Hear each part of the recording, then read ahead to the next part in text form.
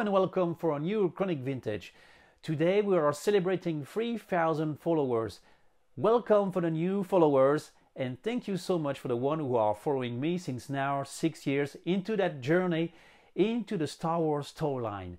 For celebrating that moment, I would like to share with you information, differences between the TwinPod cloud car made by Kenner and the one made by Palitoy. But above all, I would like you to subscribe for the one who haven't done it yet by clicking to the button right here, I guess.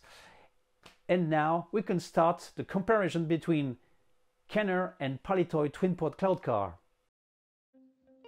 The toy business of the late 70s and early 80s was to produce large items locally and small ones in Asia. As a Kenner sub-licensee for General Mills, Palitoy was in charge for manufacturing spaceships and playsets in the UK and Western Europe, a smaller market than America at the time. To reduce on production cost, Palitoy, who worked on blueprint shipped from Cincinnati, redesigned some barely visible parts to stick on tight budget, and the TwinPod cloud car is the perfect example of this low-cost approach. How do you recognize both toys without packaging? Look first to the pattern underneath the toy. For the Kenner model, check on the left-hand side below the arm that connect both pods.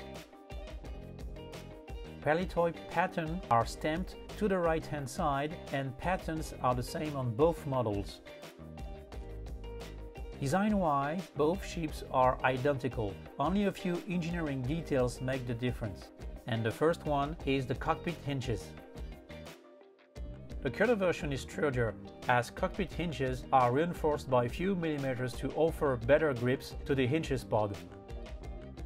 Palitoy cockpit hinges remain on a more classic fastening technique with the same attachment point, but the hinges truly follow hinges pod's shape. You will notice that both windows have been designed differently. The Kenner one is slightly thicker than the item manufactured by Palitoy. The American model has a reference number which is not appearing on the British counterpart, and both cockpits have a SKU number with same digit except for the Palitoy model, which has an additional number and logo. The second engineering difference is the seat. A 3D sculpt is clearly visible on the Kenner model, which is not appearing on the seat made by Palitoy.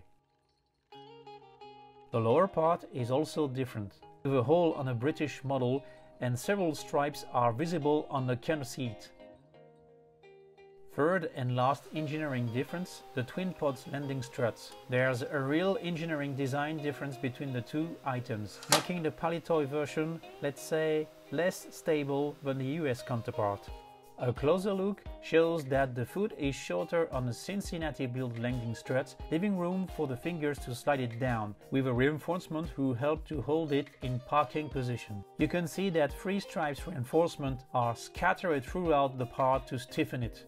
The Palitoy is based on a simpler design with a larger foot than the Kenner model, which make it more difficult to grip. We can see that the lack of reinforcement of the top of the landing strut is responsible for the ship's rapid collapse. An extra offset surface like the Kenner model would have been welcome to get a stronger item to hold the TwinPod.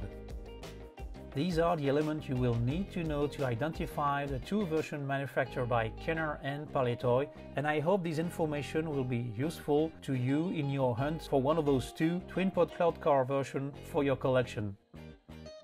If you would like to find a little more about the Kenner toy line history, my book on Star Wars toys is still available online on my website chronicvintage.com and Amazon. You will find a direct link into the description. See you soon for a new Chronic Vintage.